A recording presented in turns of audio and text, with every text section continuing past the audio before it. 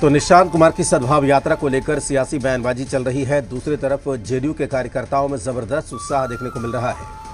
आज इसी की बात करेंगे। हमारे साथ अनामिका पासवान हैं, बिहार बीजेपी की उपाध्यक्ष हैं। अनामिका जी, बहुत स्वागत है आपका हमारे कार्यक्रम में। हमारे साथ किशोर कुणाल है, जेडीयू के प्रवक्ता है। किशोर जी, आपका बहुत स्वागत है हमारे कार्यक्रम में।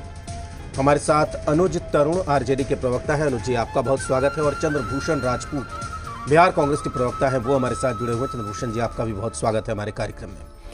शुरुआत किशोर कुणाल जी आपसे ही करेंगे। और इस यात्रा का मकसद क्या है और कितनी आप लोगों को उम्मीदें हैं, खासकर जेडीयू संगठन को इस यात्रा से? किशोर जी।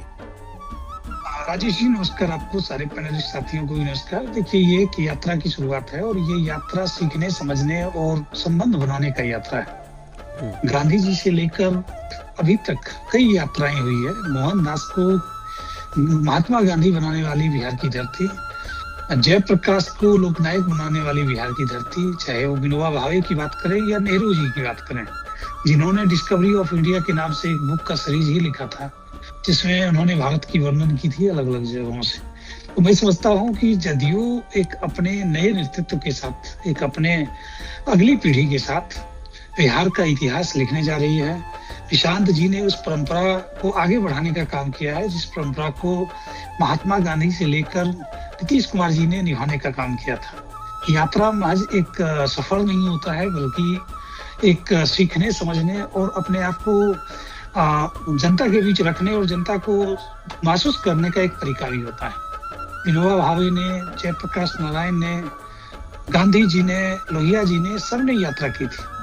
और इस यात्रा का एक ही उद्देश्य था कि आम जन के बीच जाकर उनके दुख तकलीफ को समझ सकें, उनके खुशी को महसूस कर सकें, उनके दुख को समझ सकें, उसका निदान पता कर सकें।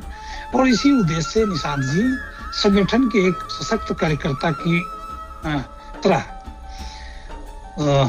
चंपारण जाकर चंपारण की धरती से यात्रा की शुरू कर रहे हैं। ये उनकी पहली राजनीतिक यात्रा है और इस यात्रा के माध्यम से वह लगातार बोलते रहे कि सद्भाव यात्रा। और मैं समझता हूँ कि अभी के वक्त में सद्भाव जैसे शब्द का बहुत महत्व हो जाता है।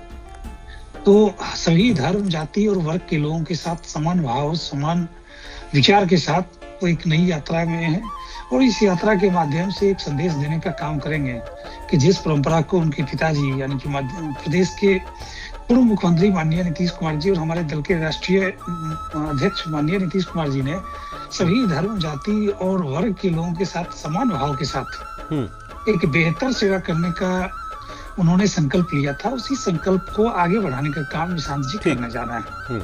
और यह यात्रा वाकई ऐतिहासिक होगा, क्योंकि इस यात्रा में निशांत जी सरकार का हिस्सा नहीं बल्कि संगठन का एक सिपाही होने के नाते जा रहे हैं, लोगों से मिल रहे हैं, कार्यकर्ताओं के माध्यम से आम जनता के बीच अपनी बात को रखने का प्रयास करेंगे। और माननीय नीतीश कुमार जी ने जो पिछले 20 वर्षों में एक शानदार काम किया है, उस काम को भी जनता के बीच रखने का वो काम करेंगे।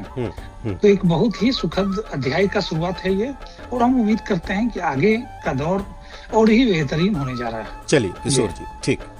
हमारे साथ अनुज तरुण